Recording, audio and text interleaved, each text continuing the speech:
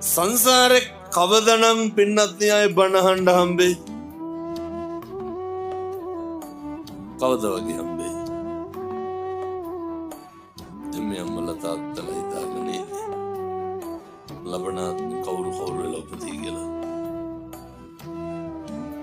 එහෙම සැකයක්වත් නැද්ද? විශ්වාස කරන්ට මතක තියාගන්න කල්ප ගානක් යනකම් මිනිස් වෙලා උපදින එකක් නෑ. කල්ප ගානක් යනකම් ඒ කියන්නේ බණ අහන්න හම්බෙන්නේ. බණ අහන එකත් නෙමෙයි අරුමේ. මොකක්ද අරුමේ? දැන් මොකක් හරි අහලා තේරුම් ගන්න පුළුවන් කවුරු වෙලා ඉපදුනා. බණනම් ඔය ඉන්න බල්ලොන්ටත් ඇහෙනවද?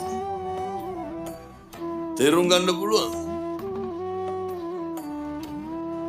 නිවන් මඟ අහුරන ප්‍රබල කාරණයක් තමයි වෙනත් ව්‍යාපාදය. කේන්තිය. මැරෙන්න කලින් පුරුදු වෙන්න මේ කේන්තිය නවත්තලා මැරෙන්න.